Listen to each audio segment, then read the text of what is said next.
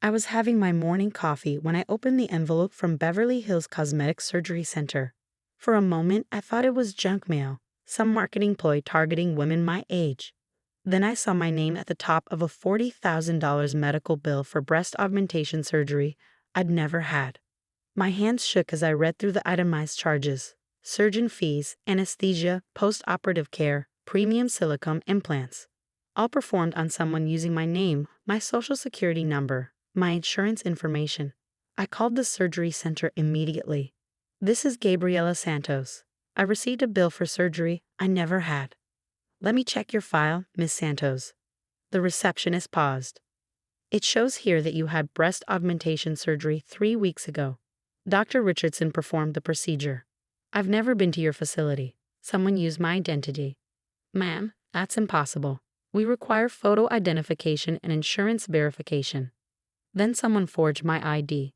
Another pause. "Would you like to speak with our billing department about a payment plan?"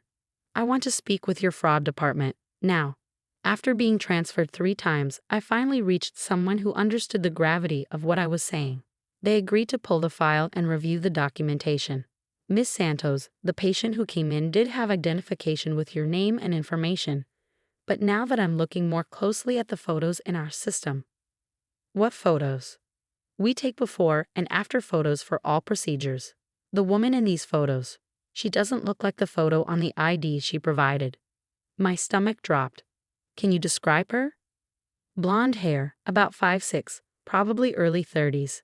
Very theatrical makeup." That description fit exactly one person. My sister Veronica.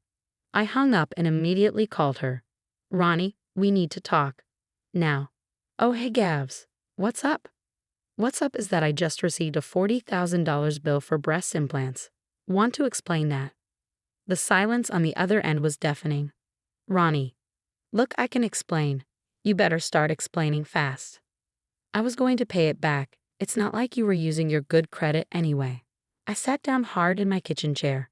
"Are you insane? You stole my identity to get plastic surgery. I didn't steal anything. We're sisters. What's yours is mine, right?" "No, Veronica, what's mine is mine. And what you did is called identity theft. It's a felony." "Don't be so dramatic. I needed this surgery, Gabs. My self-esteem was in the toilet after Direct left me. I couldn't afford it on my own, and your credit is so much better than mine. So you forged my identification and stole my personal information." "I borrowed it." "There's a difference." There was no difference, and we both knew it. But Veronica had always lived in a world where her problems became everyone else's responsibility. "I'm hanging up now, and I'm calling the police." "Wait. Don't do anything crazy. Let's talk to Mom first." Against my better judgment, I agreed to meet at our mother's house. I needed to understand how deep this betrayal went, and whether other family members were involved. Mom greeted me at the door with a guilty expression that told me everything I needed to know. "Gabriela, honey, before you say anything, you knew. Veronica needed help. She was so depressed after her divorce. So you helped her commit identity theft?" "I helped her get the confidence boost she needed to move on with her life." I walked into the living room where Veronica sat on the couch, noticeably different from the last time I'd seen her. Her new figure was obvious, and she seemed to be deliberately showing it off. "Do you like them?" she asked, gesturing at her chest. "Dr. Richardson is amazing. I feel like a whole new person." "You feel like a new person because you literally stole someone else's identity to become one." Mom sat down next to Veronica, immediately taking her side. "Gabriela, you're being unreasonable. Veronica needed this surgery for her mental health. Her mental health doesn't justify destroying my financial health. You don't even use credit. You rent that tiny apartment. You don't have a car payment. You don't buy anything nice for yourself." "Because I'm saving money, Mom. Because I'm planning for my future." "Well, now you can plan around helping your sister." I stared at both of them, realizing that this conversation was pointless. They genuinely believed that my financial stability was a family resource that Veronica could tap into whenever she needed a confidence boost. "I'm pressing charges," I said quietly. Both of them started talking at once, but I held up my hand. "Veronica used my name, my social security number, and forged my identification to obtain $40,000 in medical services. That's not family helping family. That's identity theft, credit fraud, and forgery. She needed confidence more than you need credit, Mom said. Like that settled the matter. No, I replied. She needed therapy more than she needed surgery, and I need my identity back. I left them sitting there and drove straight to the police station. Detective Maria Reyes took my statement and reviewed the evidence I gathered, the forged ID, the medical bills, and even the recordings where Veronica admitted to using my information. This is a clear case of identity theft, Detective Reyes said. The medical component makes it even more serious. How did she access your personal details? We're sisters. She's known my social security number, birth date, everything since we were kids. And the ID. She probably used an old photo of me to have a fake one made. We look alike enough that it would work. Miss Santos, I have to ask, are you certain you want to press charges? This could lead to felony charges. I'm sure. The next few days were overwhelming. Veronica was arrested at her apartment. The story made local news because of how unusual the case was. Woman arrested for using sister's identity for cosmetic surgery ran across several headlines. My phone lit up with calls from friends, extended family, even strangers. Most of the family calls weren't supportive. Gabriella, how could you do this to your sister? Aunt Carmen asked, upset. I didn't do anything to her. She did this to me. But now her future is at risk. She should have thought of that before damaging mine. It's just money. Family comes first. It's not just money, it's my credit, my identity, my trust. Cousin Rita tried a gentler approach. Can't you just pay the bill and move on? Veronica said she'll pay you back. With what? She couldn't afford it to begin with. That's why she used my name. But she's really confident now. You should see her smile. Then she can smile in court. Despite the pressure, I stood my ground. I'd already disputed the fraudulent charges, contacted my insurance, and hired a lawyer to help me sort out the damage. What I didn't expect was how fast the story would spread on social media. Someone had filmed the arrest, and the video went viral online. The comment sections were full of shock and judgment. But then something surprising happened. Other women began sharing their stories about parents, siblings, and spouses who had stolen their financial identities. My sister used my credit to fund her wedding while I was deployed overseas.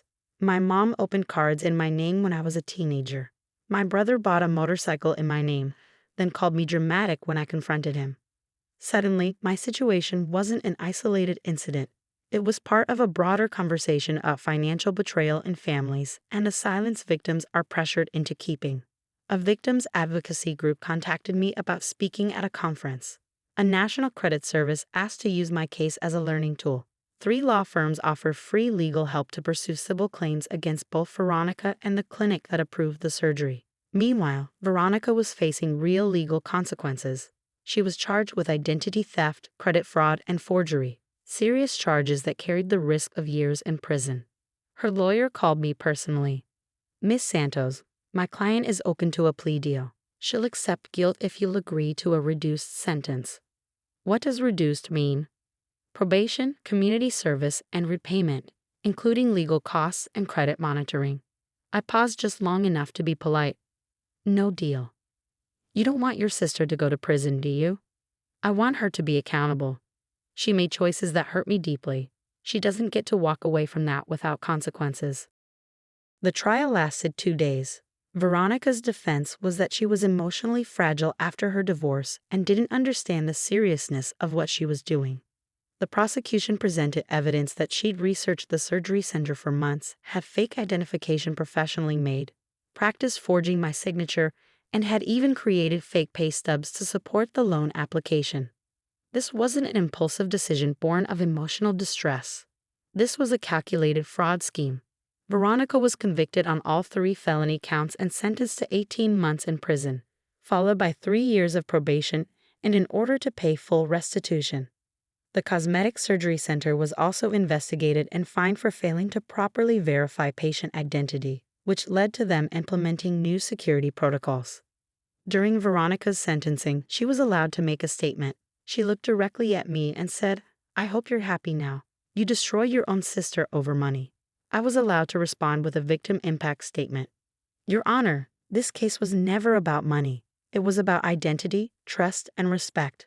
My sister didn't just steal my credit, she stole my sense of security and safety within my own family. She violated my privacy, my autonomy, and my future financial stability for her own vanity.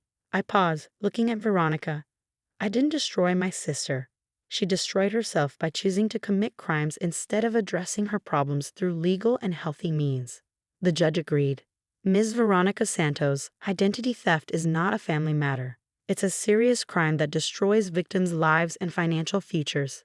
The fact that you targeted your own sister makes this crime more egregious, not less. 2 years later, Veronica was released from prison. She called me on the day she got out. Gabs, I know you probably don't want to hear from me, but I need you to know something. What? Prison was the best thing that could have happened to me. Not because of the punishment, but because it forced me to face who I'd become. I got therapy, real therapy. I learned about narcissistic personality disorder, about financial abuse, about taking responsibility for my actions. I was quiet for a moment, and I'm sorry, really, truly sorry. Not sorry I got caught. Sorry I did it in the first place. Sorry I violated your trust and privacy. Sorry I put my vanity ahead of your financial security. Thank you for saying that. I know I don't deserve forgiveness, but I want you to know that I'm paying back every penny. I have a job now, a real job, and every spare dollar goes toward restitution. I know, I've been getting the payments. Is there any chance, maybe someday, we could try to rebuild some kind of relationship? I know it would take time, and I know I'd have to prove myself. I thought about the woman who'd stolen my identity for breast implants, who'd shown them off while I was discovering the financial wreckage she'd left behind. Then I thought about the sister I'd grown up with, before the divorce, before the depression, before the narcissism took over completely. Maybe, I said, but it would have to be on my terms, at my pace. I understand, and Gabs, thank you for not letting me get away with it. I needed consequences to change. 5 years later, Veronica and I have a cautious but genuine relationship. She finished paying restitution 2 years early and now works as a counselor for women struggling with post-divorce depression and financial crimes. She kept the breast implants. Removing them would have been another unnecessary medical expense. But she always tells her story honestly when people ask about them. I committed felonies to get these, she says. They cost me my relationship with my sister, 18 months of my life, and my financial future. Worst investment I ever made.